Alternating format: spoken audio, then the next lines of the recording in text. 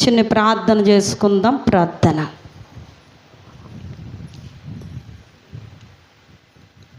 మహోన్నతుడవైన మహిమ కలిగిన సర్వాధికారివైన లోకరక్షకుడవైన జగదైక దేవ, త్రిత్వదేవ, త్రియేక దేవ, పరిశుద్ధుడవైన దేవానికి స్తోత్రములు.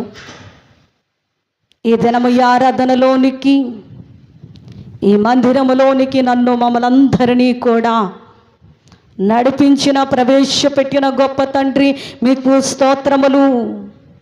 అయోగ్యురాలైన నన్ను నిలువబెట్టుకొని నీ బిడలైన వారికి, నీ కుమార్తెలైన వారికి, కుమారులైన వారికి ఈ దినము ఏ వాక్యాహారము అవసరమైనదో వారి ఆత్మీయ జీవితాలను బలపరుచుకోవటానికి ఆ వాక్యాన్ని మీరు అందించి మీరే మహిమ పొందమని అడుగుచున్నాము. దేవా మీకు స్తోత్రములు. నీ వాక్యము వెండి బంగారాల కంటే విలువైనదని సెలవిచ్చావు. ఈ విలువైన వాక్యము ద్వారా మమ్మలందరినీ బలపరిచి రెండవ రాకడకు ప్రతి వారిని కూడా సిద్ధపరచుమని మా మంచి బోధకుడయ్యున్న యేసు క్రీస్తు నామమున ప్రార్థించుచున్నాము పరమ తండ్రి.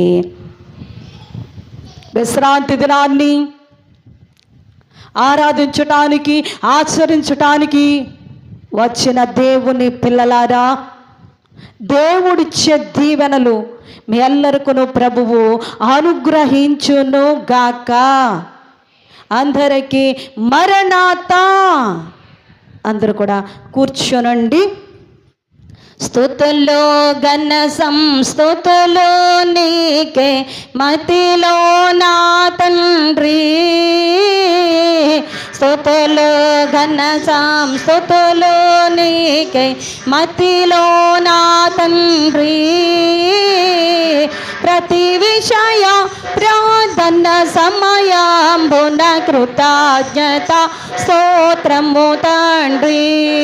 ప్రతి విషయ ప్రార్థన సమయంబున కృతజ్ఞత స్తోత్రము తండ్రి.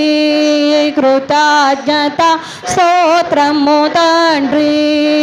కృతజ్ఞత స్తోత్రము తండ్రి. బలో యేసురాజుకు, దేవాతి దేవునికి, పరిశుద్ధాత్మ తండ్రికి, బలో యేసురాజుకు. సమీపింపరాని తేజస్సులో అమరత్వము కలిగి నిత్యము వసించుచున్న త్రైక దేవునికి మహిమయు ఘనతయు కీర్తియు ప్రభావములు కలుగునుగాక. ప్రభునందు దేవుని ప్రియ విశ్వాసులారా, దేవుని పిల్లలారా, దేవుడిచ్చే దీవెనలు మీ ఎల్లరికను ప్రభువు మెండుగా అనుగ్రహించును గాక. గతించిన వారమంతా కూడా దేవుని మహాకృపను బట్టి నిన్ను నన్ను కూడా దాచి ఉన్నారు, కాచి ఉన్నారు, కాపాడిన వారై ఉన్నారు. మరొక ఆదివారములోనికి, అనగా ఈ ఫిబ్రవరి నెల చివరి ఆదివారములోనికి నిన్ను నన్ను కూడా దేవుడు ప్రవేశపెట్టిన వారై ఉన్నారు. అందును బట్టి దేవునికి మహిమ కలుగును గాక. దేవుని వాక్యములోనికి వెళదాం. కీర్తన గ్రంథము 23వ అధ్యాయము 1వ వచనం చదవండి. యెహోవా నా కాపరి, నాకు లేమి కలుగదు. పచ్చిక గల చోట్ల ఆయన నన్ను పరుండ చేయుచున్నాడు. చాలండి. ప్రభునందు దేవుని పిల్లలారా, ఈ చదువుబడిన వాక్యము మనమందరము కూడా బాగుగా ఎరిగిన వారము, అనేక మార్లు చదివిన వారము, అనేక మార్లు ఈ వాక్యమును విన్న వారముగా కూడా ఉన్నాం. అంతేకాకుండా ప్రతి ఆదివారము కూడా వరుసపాఠముగా ఈ వాక్యాన్ని మనమందరము చూడకోకుండా చదవగలిగిన వారము. గట్టిగా చప్పట్లు కొడదాం. దేవునికే మహిమ కలుగును గాక. ఈ చదవబడిన వాక్యములో వ్రాయబడిన మాట ఏమిటంటే యెహోవా నా కాపరి. ఏంటండి? యెహోవా నా కాపరి. ఆయన మనందరికీ ఎలాగూ ఉన్నారంటే ఒక కాపరిగా ఆయన ఉన్నారు.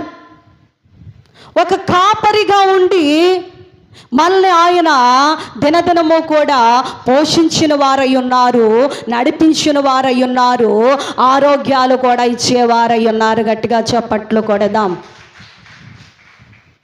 అందుకే గొర్రెలకు ఒక కాపరి ఉంటాడు. ఈ కాపరి అనుకుంటూ ఉంటాడు, ఈ గొర్రెల మందకు మంచి మేత పెట్టాలి. ఏమనుకుంటాడండి? మంచి మేత. అందుకే దేవుని వాక్యములో పచ్చిక గల చోట్ల, ఎప్పుడు కూడా మందను కాచే కాపరి ఏమనుకుంటూ ఉంటాడంటే మంచి మేత, పచ్చని మేత ఆ మందకు, ఆ గొర్రెలకు నేను పెట్టాలి అని ఏం చేస్తాడంటే మంచి మేత దగ్గరికి వాటిని తోలుకొని వెళతాడు. ప్రియులారా, ఎండిన మేత దగ్గరికి తీసుకుని వెళ్ళడు. మోడి బారిన మేత దగ్గరికి ఆయన తీసుకుని వెళ్ళడు. ఎక్కడికి తీసుకువెళ్తాడంటే కాపరి పచ్చని మేత దగ్గరికి తీసుకువెళ్ళి అక్కడ విడిచిపెట్టి వచ్చేస్తాడండి? రాడు. ఏం చేస్తాడు? ఆ కాపరి ఆ మందని ఏం చేస్తాడు? కాస్తూ ఉంటాడు. ప్రియులారా, మనకి కూడా ప్రభువైన యేసుక్రీస్తు వారు ఏమై ఉన్నారంటే ఒక కాపరిగా ఉన్నారు. ఈయనే మనల్ని పోషిస్తూ ఉన్నారు. అందుకే మనమందరము కూడా ఈ కాపరి అడుగు జాడలలో, ఆ కాపరి అడుగు జాడలలో నడిచినప్పుడు ఆయన నిన్ను నన్ను కూడా దీవించేవారై ఉన్నారు. ప్రియులారా, అందుకే ఈ సంఘానికి ఒక కాపరిని ఇచ్చారు ఆయన. మేము కూడా ఎవరమండి? కాపరులం. అమ్మా, ఎవరు? కాపరులం. ఏ గొర్రెన్నా రాకపోతే ఏమనుకుంటూ ఉంటాడు ఈ కాపరి? అమ్మా, ఆదివారం కొన్ని గొర్రెలు కనపడవు, ఎక్కడికి వెళ్ళిపోతాయో తెలీదు. మరి ఈ గొర్రెల కోసం కాపరి ఆత్మ ఎక్కడ తిరుగుతూ ఉంటుంది? అమ్మా, మేము మీ ఇంటికి వచ్చినా రాకపోయినా, మీ గుమ్మం ఎక్కినా ఎక్కపోయినా ఎక్కడ తిరుగుతుందండి? కాపరి ఆత్మ ఎక్కడ తిరుగుతుంది? మీ ఇంటి చుట్టూరునే తిరుగుతూ ఉంటుంది. నమ్మిన వారు చప్పట్లు కొట్టండి. ఏమో ఆ ఫ్యామిలీ ఎందుకు రాలేదో, ఈ ఫ్యామిలీ ఎందుకు రాలేదో, ఈ వ్యక్తి ఎందుకు రాలేదో, ఆ వ్యక్తి ఎందుకు రాలేదో, వారం వారం కూడా కాపరి ఏం చేస్తూ ఉంటాడు? ఎవరు రాలేదో, ఎవరు వచ్చారో గుర్తిస్తూ ఉంటాడు. ప్రియులారా, అందుకే ప్రభు అయిన యేసుక్రీస్తు వారి అన్న మాట ఏమిటంటే గొర్రెలకు నేను మంచి కాపరిని. అంటే చెడ్డ కాపర్లు కూడా ఉన్నారన్నమాట. అందుకే అంటున్నాడు ఆయన, గొర్రెలకు ఏ కాపరండి? మంచి కాపరి. మంచి కాపరి మంచి మార్గంలో మనందరిని కూడా ఏం చేస్తాడు? నడిపిస్తూ ఉంటాడు. దేవుడు మమ్మల్ని ప్రేమించి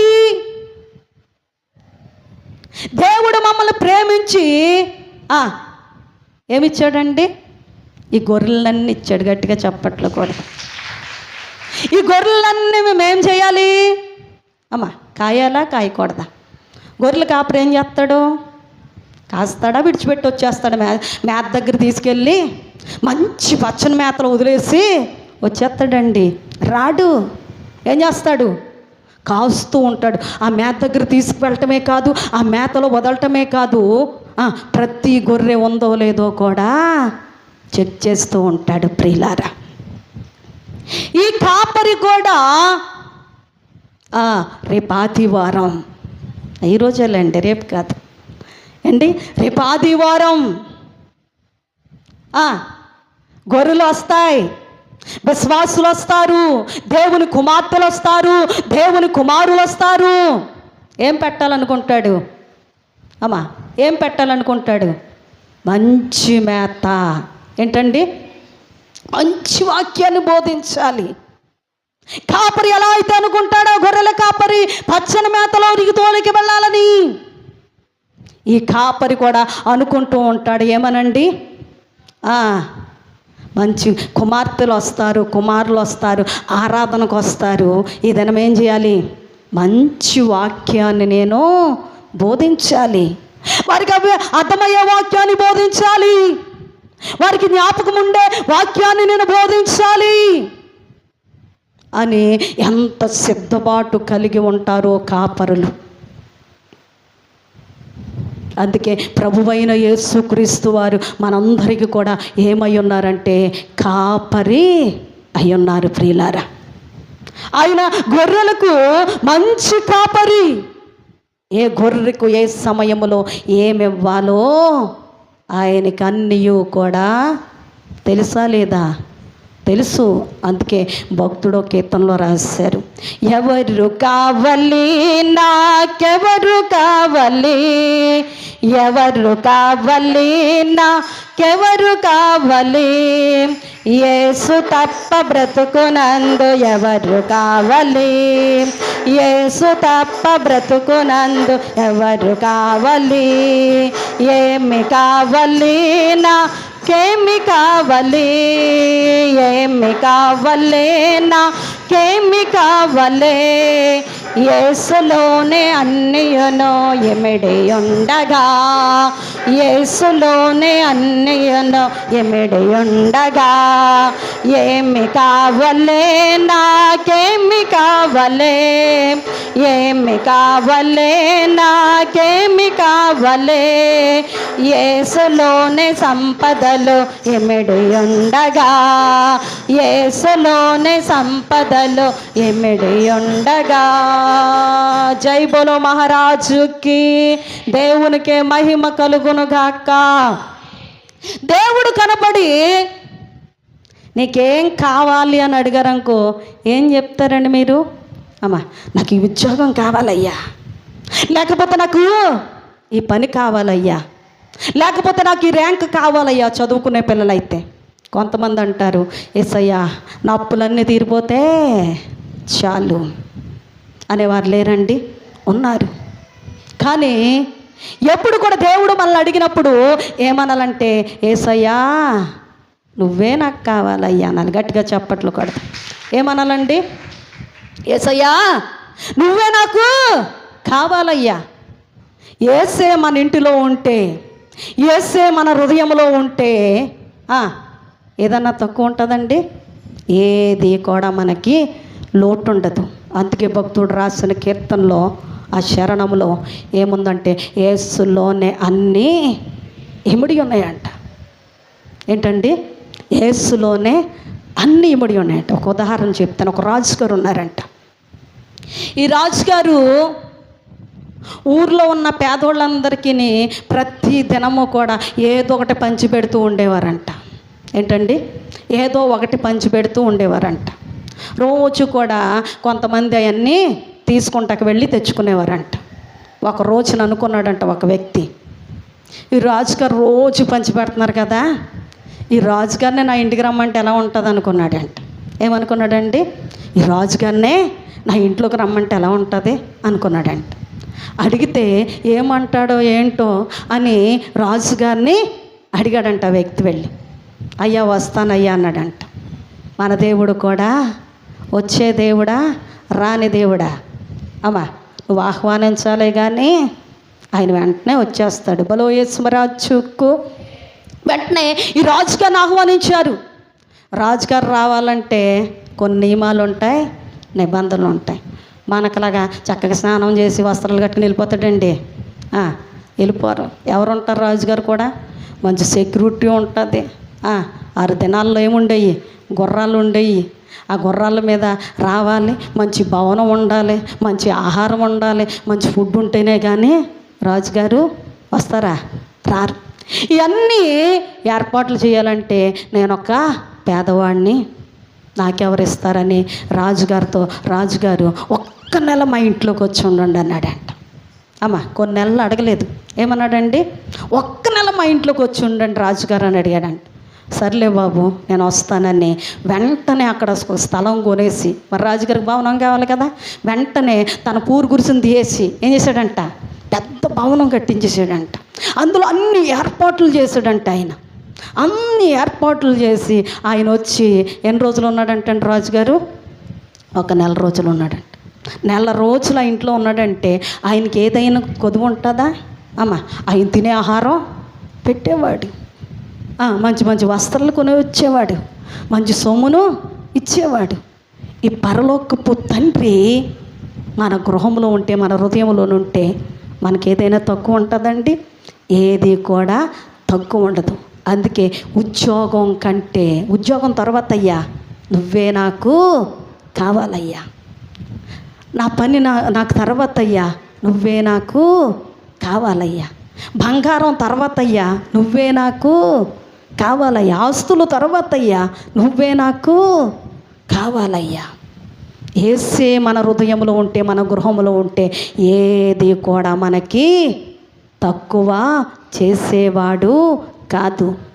గొర్రెలను ఎలా మేపాలో ఆయనకి తెలుసు, ఎలా కాపలా కాయాలో ఆయనకి తెలుసు, ఏ మార్గంలో నడిపించాలో ఆయనకి తెలుసు. సమయం వచ్చినప్పుడు ఏమేమి ఈవులనివ్వాలో కూడా ఆయనకు తెలుసు. బలో యేసు మహారాజుకు. ద్వితీయోపదేశ కాండము 2వ అధ్యాయము 7వ వచనం చదవండి. ద్వితీయోపదేశ కాండము 2వ అధ్యాయము 7వ వచనం అందరూ తీసుకోవాలి, చదవండి. నీ చేతుల పనులన్నిటిలోనూ నీ దేవుడైన యెహోవా నిన్ను ఆశీర్వదించెను. ఈ గొప్ప అరణ్యములో నీవు ఈ 40 సంవత్సరములు సంచరించిన సంగతి ఆయన ఎరుగును. నీ దేవుడైన యెహోవా నీకు తోడయున్నాడు, నాకేమియో తక్కువ కాదు. గట్టిగా చప్పట్లు కొడదాం. దేవుడు మనకేది కూడా తక్కువ చేసే దేవుడు కాదు. ఎప్పుడు తక్కువ చేయడు? కాపరి నీడలో మనము ఉన్నప్పుడు మాత్రమే. ఏంటండి? కాపరి నీడలో మనం ఉన్నప్పుడు ఆయన మనకేది కూడా తక్కువ చేయడు. ఈ వాక్యంలో మనము చూసినట్లయితే ఇశ్రాయేలు జనాంగం ఉన్నారు. వీళ్ళ కోట్లలో ఏమీ దాచుకోలేదు, ధాన్యాలు ఏమీ కూడా దాచుకోలేదు. బ్యాంకుల్లో వీళ్ళకి ఏమి చెక్కులు కూడా లేవు. డ్రమ్ముల్లో సమృద్ధిగా నీళ్లు కూడా లేవు. తినటానికి ఆహారము సమృద్ధిగా కూడా ఉందండి? లేదు. ఈ ఇశ్రాయేలు జనాంగము ఎక్కడ ఉన్నారంటే అరణ్యములో ఉన్నారు. ఎన్ని సంవత్సరాలు ఉన్నారండి? ఎన్ని సంవత్సరాలు ఉన్నారు? ఎన్ని సంవత్సరాలు ఉన్నారు? మరొకసారి చదవండి బాగా, బైబిల్ తీసుకోండి బాగా. ద్వితీయోపదేశ కాండము 2వ అధ్యాయం 7వ వచనం అందరూ కూడా తీసుకోవాలి. బాధల్లో ఉన్నవారు, కష్టాల్లో ఉన్నవారు, ఇబ్బందుల్లో ఉన్నవారు, చింతలో ఉన్నారు, బాగా చూడాలి, బాగా వినాలి. చదవండి. నీ చేతుల పనులన్నిటిలోనూ నీ దేవుడైన యెహోవా నిన్ను ఆశీర్వదించును. ఈ గొప్ప అరణ్యములో నీవు 40 సంవత్సరములు సంచరించిన సంగతి నేను ఎరుగుదును. నీ దేవుడైన యెహోవా నీకు తోడయున్నాడు, నీకేమీ కూడా తక్కువ చేయడు. ఎన్ని సంవత్సరాలు ఉన్నారండి అరణ్యములో? ఎన్ని సంవత్సరాలండి? 40 సంవత్సరాలు. ఎక్కడున్నారు? అరణ్యములో. అరణ్యం ఎలా ఉంటుందండి? చక్కగా డీమార్ట్లు పెట్టి చికెన్ పకోడీలు వేస్తూ దమ్ బిర్యానీలు వండుతుంటుందా? ఎలా ఉంటుందండి? ఎడారంటే మనందరికీ తెలుసు. ఈ దాటి ఈ దేచర్ల కొంచెం ఎదరక దాటి వెళ్తే ఎలా ఉంటుందండి? ఎడారిలానే ఉంటుందా? అలాంటి ఎడారిలో ఎన్ని దినాలు ఉన్నారంట? ఎన్ని సంవత్సరాలు ఉన్నారంట? 40 సంవత్సరాలు. వాళ్ళ కోటలో ఏమీ కూడా దాచుకోలేదు.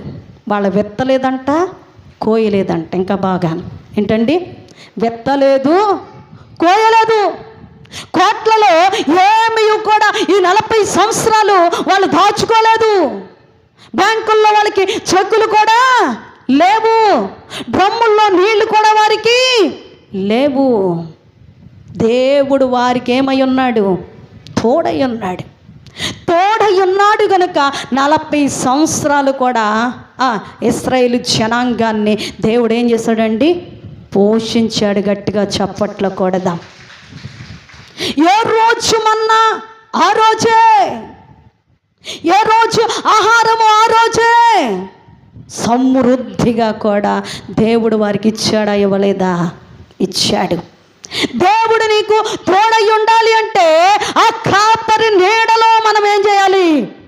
నడిచినప్పుడు. అందుకే దేవుని వాక్యం సెలవిస్తుంది, నేను ద్రాక్ష వల్లనే, మీరేమై ఉన్నారు? తీగలై ఉన్నారు. ఎన్ని కష్టాలు వచ్చినా, ఎన్ని ఇబ్బందులు వచ్చినా, ఎన్ని ఇరుకులున్నా మనం ఏమైపోకూడదు? పడిపోకూడదు ప్రియులారా. ద్రాక్షవల్లి ఆయన, తీగలు మనము నిలిచి ఉంటేనే కానీ ఆ ద్రాక్ష చెట్టు ఏం చేయదు? ఫలించదు. నువ్వు ఫలించాలి అంటే, నువ్వు దేవుని యొద్ద నుండి ఆశీర్వాదాలు అందుకోవాలి అంటే ఈ కాపరి నీడలో మనం ఏం చేయాలి? నడవాలి. అప్పుడే ఆయన నీకు నాకు కూడా ఏమై ఉంటాడండి? తోడై ఉంటాడు. అందుకే భక్తుడు కీర్తన రాశాడు, నీ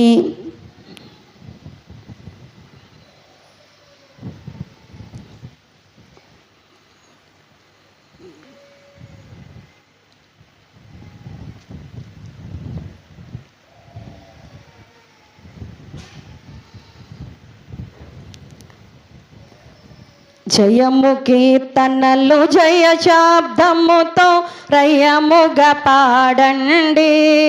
జయమా జయమా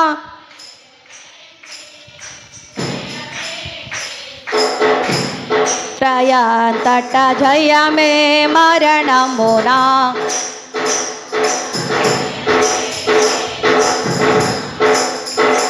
అద్విలాస్ నీకు తోడై ఉన్న చాలు, యేసు నిత్యము నాకాతి మేలు. ఇది కీర్తన ఎందులో ఉంటుందంటే ఆంధ్ర క్రైస్తవ కీర్తన పుస్తకంలో. యేసు ప్రభువు మనకు తోడై ఉంటే చాలు. ఇంకేది కూడా మనకేముండదంటే తక్కువ ఉండదు. ఆ కాపరి నీడలో మనము నడిచినప్పుడు, ఆ కాపరి వెంబడి మనము నడిచినప్పుడు, ఆ కాపరి వెనకాల మనము అడుగులో అడుగు వేసుకుంటూ నడిచినప్పుడు మనకేది కూడా ఆయన తక్కువ చేసే వాడు కాదు. ఇలా నడిస్తే ఆయనే మనకేమై ఉంటాడండి? తోడై ఉంటాడు. అందుకే 2 కొరింథీయులకు రాసిన పత్రిక 6వ అధ్యాయము 10వ వచనం ఒకసారి చదవండి. 2 కొరింథీయులకు రాసిన పత్రిక 6వ అధ్యాయము 10వ వచనము.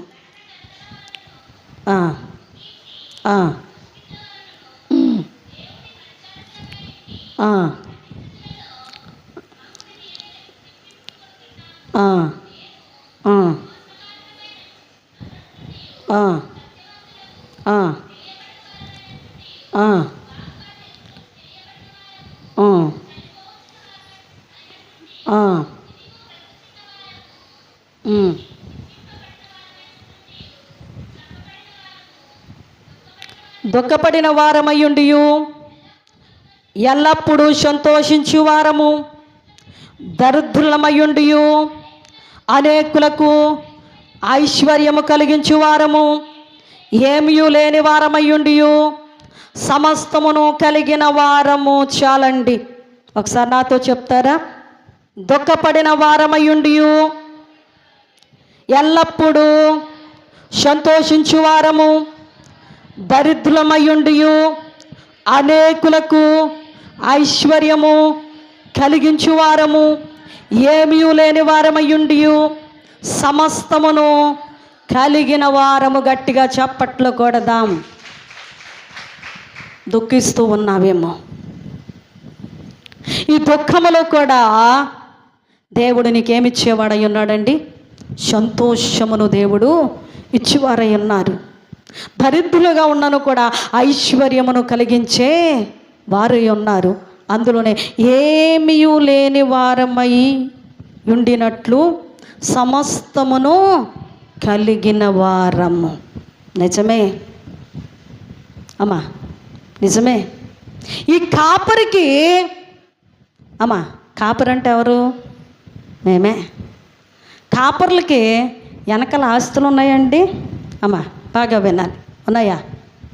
ఈ భూలోకంలో ఏమి లేని వారం మేమే, అవునా కదా? మీకేమున్నాయి? కనీసం ఒక అరెకరమైన ఉందా లేదా అమ్మా? లేదా?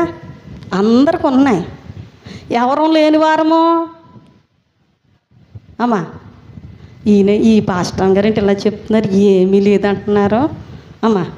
కారు ఎక్కితే దిగితే కారు ఎక్కుతారు, ఏమీ లేవంటున్నారు ఏంటి అనుకుంటున్నారు. నిజమే కదా అమ్మా? ఈ లోకములో ఏమి లేవు, మాకు ఆస్తులు ఉన్నాయా? ఉండటానికి చక్కట దేవుడు ఏదో చిన్న గృహం ఇచ్చాడులేండి. కనమ ఏమి అమ్మా ఉన్నాయా? లేవు. ఇశ్రాయేలు పోషించిన దేవుడు ఈ కాపరిని కూడా ఏం చేస్తాడు? పోషిస్తాడు. ఈ కాపరిని పోషించిన దేవుడు కాపరికి ఇచ్చిన సంఘాన్ని కూడా ఏం చేస్తాడు అమ్మ? పోషించుడా? గట్టిగా చప్పట్లో కూడదా? అన్నీ ఉన్నా కూడా ఎలా ఉంటాం మనం? ఏమి లేని వారంగా ఉండమా? దేవుని వాక్యం సెలవిస్తుందండి. పౌలు గారు చెప్తున్నారు, నేను కాదని మాట్లాడేది. ఎలా ఉంటామండి?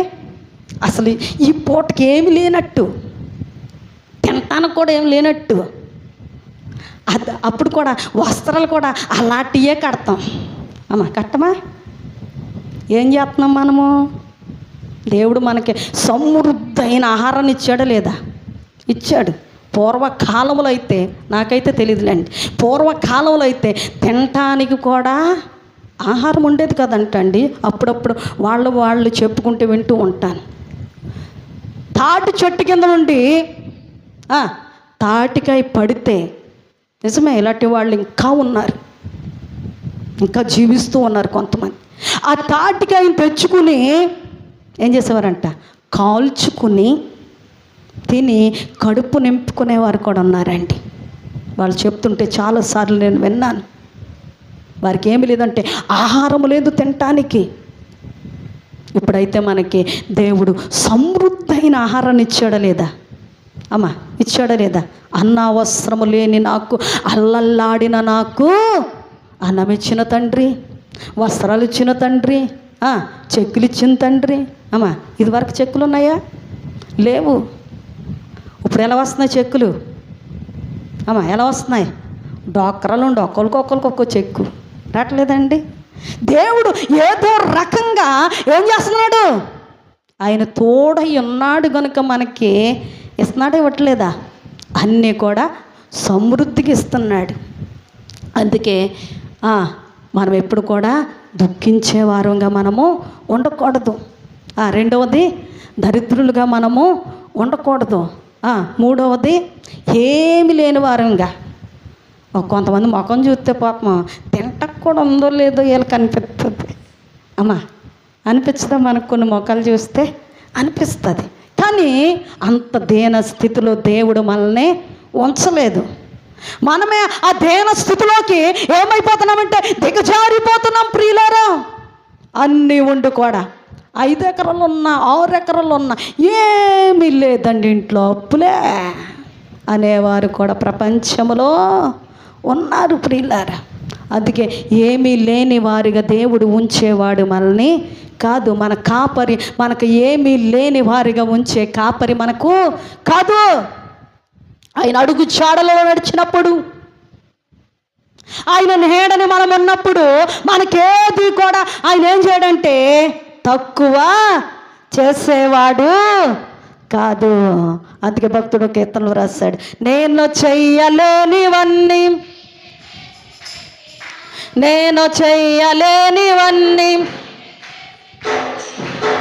రక్షకాన్నా వందనాలు, శ్రీ రక్షకాన్నా వందనాలు, రక్షకాన్నా వందనాలు, శ్రీ రక్షకాన్నా వందనాలు. బలో యేసురాజుకు. ఏలి అనే ఒక భక్తుడు ఉన్నాడు.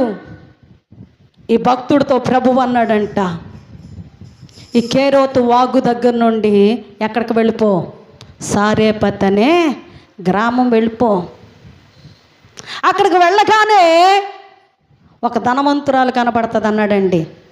ఏమన్నాడు? అమ్మ పేద విధవరాలు కనపడుతుంది, అక్కడికి వెళ్ళిపో. ఆ పేద విధవరాలే నిన్నేం చేస్తుంది? పోషిస్తుందని చెప్పాడు. ఏలియా అసలు ఏమనాలండి?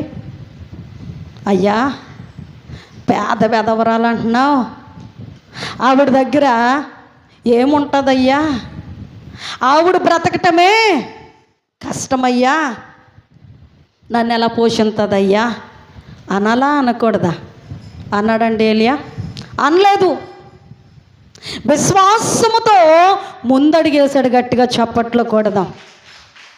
మనం కూడా ఏం చేయాలి? ఏ పని చేసినా, ఏ అప్పులు ఉన్నా ఎలా ఉండాలండి? విశ్వాసంతో ఉండాలి. విశ్వాసంతో ఉంటే ఆయన చేయలేంది ఏమీయో కూడా లేదు. విశ్వాస సహితమైన ప్రార్థన ఎవరు ఆలకిస్తాడంటండి? దేవుడు ఆలకించి చక్కగా ఏమిస్తాడు? వెంటనే జయమిస్తాడు, విజయం ఇస్తాడు, అపజయాలు ఆయన తీసివేస్తాడు. వెంటనే వెళ్ళమనగానే బయలుదేరి వచ్చేసాడు. ఎక్కడికి? సారేపత్ అనే ఊరు. రాగానే ఆయనకి కనపడింది దేవుని చెప్పునట్లుగానే ఒక పేద విధవరాలు కనపడింది. ఆమెకు ఒక కుమారుడు ఉన్నాడు. రాజులతో సహితం కూడా అక్కడ ఎలా ఉందంటే కరువుగానే ఉంది ఆ గ్రామం అంతా. ఆ పేద విధవరాలు ఇంట్లో కూడా కొంచెము పిండి మాత్రమే ఉంది, బుడ్డిలో కొంచెం నూనె మాత్రమే ఉంది. తాను తన కుమారుడు ఈ దినము 2 అప్పములు చేసుకుని తిని చనిపోదాం అనుకుని ఎక్కడికి వెళ్ళింది ఆమె? గ్రామం చివరికి వెళ్ళి పొల్లలు వేరుకు రావటానికి వెళ్ళింది. వెళ్ళగానే ఆమెకు ఒక వ్యక్తి కనపడ్డాడు. ఎవరు? ఏలియా అనే దైవజనుడు కనపడ్డాడు. ప్రియులారా, కనపడగానే ఈమె పని ఏం చేసుకుంటుంది. ఆయన వచ్చాడు, అమ్మా నాకు చాలా దాహముగా ఉన్నది, 1 గ్లాసు నీళ్ళు ఇవ్వమ్మా. అందుకే దేవుని వాక్యం సెలవిస్తుంది, గిన్నెడు చల్లనీళ్ళు ఇస్తే అమ్మా ఏం చెప్తున్నారండి? దేవుని వాక్యం ఏం సెలవిస్తుంది? గిన్నెడు చల్లనీళ్ళు ఇస్తే చాలు అనగానే ఒక వ్యక్తి అంట ఎప్పుడు పాస్టర్ గారు వచ్చిన సరికి లోట నీళ్ళు ఇచ్చేసేదంట. ఏం చేసేదండి? దేవుని వాక్యంలో ఉంది కదండి, అట్టుకొచ్చి ఈ చల్లనీళ్ళు ఏం చేయాలి? మీరు తాగాలయ్యా, తాగాలయ్యా. ఆయన తాగనన్నా సరికి ఏమనేదంట? మీరు తాగాలయ్యా, మీరు తాగితేనే ఆశీర్వాదం అనేదంట. నిజమే. గిన్నెడు చల్లనీళ్ళు 1 గ్లాసు నీళ్ళు ఇమ్మరగానే అదే చేతితో నాకు చాలా ఆకలిగా ఉందమ్మా, ఒక అప్పం కూడా తీసుకొస్తావా అనగానే మొదటి అప్పం ఏమన్నాడంటే ఏలియా గారు, మొదటి అప్పం నాకు తేమ్మా అనగానే ఈమెనుకుందంట, విశ్వాసము కలిగిన స్త్రీ గనుక, అంటే మరొక అప్పం ఉందేమో, మొదటి అప్పము నాకు తీసుకురమ్మంటున్నారు ఈ వ్యక్తి అనుకుని గబగబా పుల్లలు వేరుకొని పుల్లలు పట్టుకొని ఎక్కడికి వచ్చేసింది? ఇంటికి వచ్చి చక్కగా అప్పములు చేసి ఒక అప్పాన్ని, మొదటి అప్పాన్ని ఎక్కడికి తీసుకెళ్ళిందండి? ఎక్కడ తీసుకెళ్ళిందండి? ఏలియాకు పెట్టిందంట. మొదటి అప్పం తీసుకెళ్ళి తర్వాత ఆమె ఇచ్చేసి వచ్చిన తర్వాత ఆ తొట్టిలో పిండి తీసుకుని ఒక అప్పం చేద్దాం, ఒక అప్పమేమో ఏలియా గారికి ఇచ్చింది, మొదటి అప్పము తెచ్చి. ఇంకొక అప్పానికి మాత్రమే ఆ తొట్టెలో పిండి ఉంది, తీసి ఈ అప్పం వేసి కుమారునికి ఇద్దామని ఒక అప్పానికి పిండి తీసేటప్పటికి మరలా ఇంకొక అప్పానికి పిండి ఉందంట.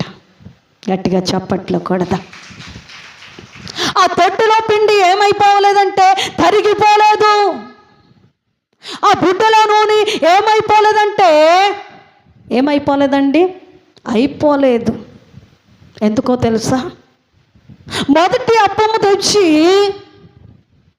ఆ స్త్రీ ఎవరికి ఇచ్చిందంటే, ఆ పేద విధవరాలు ఎవరికి ఇచ్చిందంటే దైవ జనునికి ఇచ్చింది గనుక ఏది కూడా దేవుడు ఆమెకు తక్కువ చేయలేదు. కరువు కాలమంతా కూడా ఆమె సమృద్ధైన ఆహారాన్ని తిన్నారంటవా. ఆమె వారి కుమారుడు కూడా, దేవుడు కూడా నీకు నాకు తక్కువ చేసేవాడు కాదు. ఎప్పుడంటే కాపరి నీడలో మనము నడిచినప్పుడు, కాపరి వెనకాల మనము నడిచినప్పుడు మన జీవితంలో ఆయన తోడుగా ఉండి ఏది కూడా మనకు తక్కువ చేయడు. అలాగే యెహెజ్కేలు గ్రంథము 44వ అధ్యాయము 30వ వచనం చదవండి. 44:30.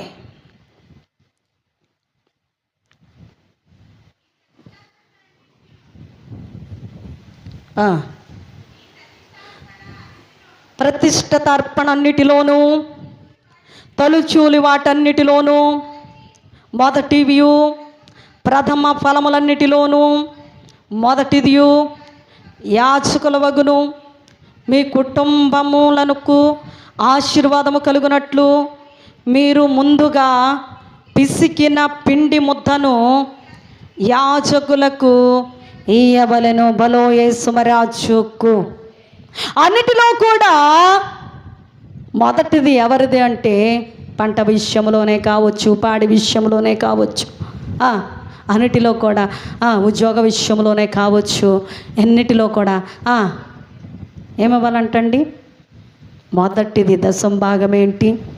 అన్నిటిలో కూడా మనము మొదటిది ఇచ్చి మనం ఇచ్చామంటే ఆయనకి శోధనే. ఇచ్చి శోధించండి అంటున్నాడు మలాకి గ్రంథంలో. ఆయన ఏమంటున్నాడండి? ఇచ్చి శోధించండి. మనం ఏదో కొంచెం ఇచ్చామనుకోండి, ఆయనకి ఏంటంటే అది శోధనే. నువ్వు ఇచ్చిన దానికి మరలా ఆయన ఎంత ఇవ్వాలి?